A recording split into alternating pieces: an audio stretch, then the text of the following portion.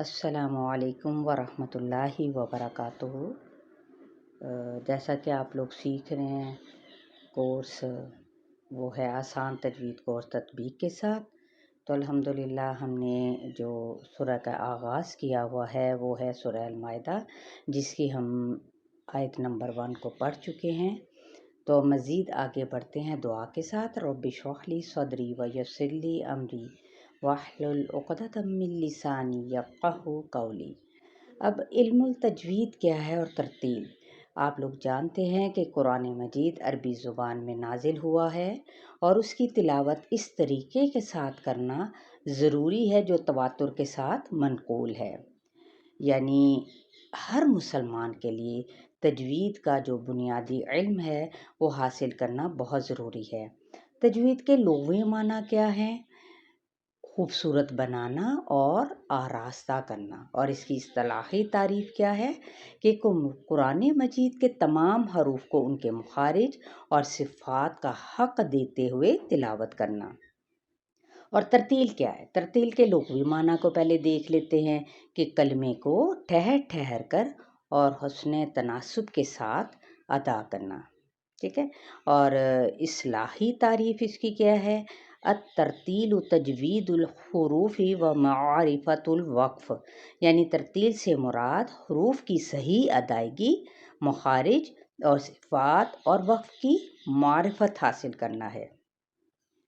تو اس سلسلے میں قرآن مجید کے اندر بھی ارشاد باری تعالیٰ ہے وَرَتِّلِ الْقُرْآنَ تَرْتِیلًا، سورہ المزمل آیت نمبر 4، اور اس کا ترجمہ ہے اور قرآن ٹھہر ٹھہر کر پڑھیے۔ تو جو خوش الحانی کا مطلب بھی کیا ہے، یعنی خوش الحانی کے ساتھ قرآن کو اپنی آوازوں کے ساتھ خوبصورت بناؤ، کیونکہ خوبصورت آواز قرآن کے حسن کو مزید بڑھا دیتی ہے۔ السلسلۃ الصحیحہ 771۔ تو یہ روایت کس کی ہے؟ براء رضی اللہ تعالیٰ عنہ سے، کہ رسول صلی اللہ علیہ وآلہ وسلم نے یہی فرمایا۔ خوش الحانی کا مطلب گا گا کر پڑھنا نہیں ہے کہ جس سے تجوید کے قواعد یا حروف کی ادائیگی میں خلل واقع ہو، بلکہ اس سے مراد تجوید کے اصول اور قواعد کو ملحوظ رکھتے ہوئے ہر ممکن خوبصورت آواز میں اس احساس کے ساتھ پڑھنا ہے کہ یہ اللہ عز و جل کا کلام ہے۔ چلے پڑھتے ہیں ہم اپنی سورہ المائدہ کی آیت نمبر 2 کو۔ اعوذ باللہ من الشیطان الرجیم، بسم اللہ الرحمن الرحیم، یا ایہا الذین آمنوا لا تحلوا شعائر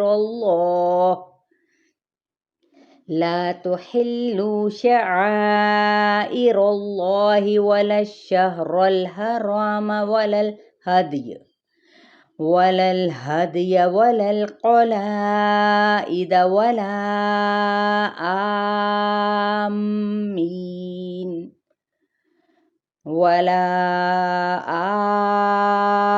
آمین البیت الحرام یبتغون فضلا من ربهم ورضوانا وَإِذَا حَلَلْتُمْ فَاصْطَادُوا وَلَا يَجْرِمَنَّكُمْ شَنَآنُ قَوْمٍ أَن صَدُّوكُمْ عَنِ الْمَسْجِدِ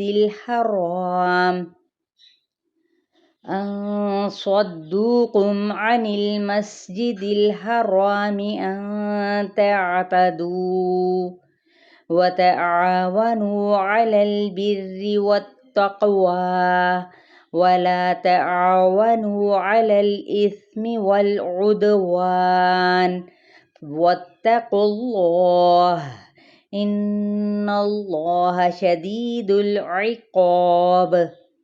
ٹھیک ہے، آپ لوگ جانتے ہیں کہ ہم نے پیچھے جتنی بھی صورتیں کی ہیں وہ تطبیق کے ساتھ کی ہیں، تو انشاءاللہ تعالیٰ آگے بھی ہم مزید اس کو تھوڑا سا چینج کرتے ہوئے تھوڑے سے قواعد کو دیکھتے ہوئے اس کو سیکھیں گے انشاءاللہ تعالیٰ۔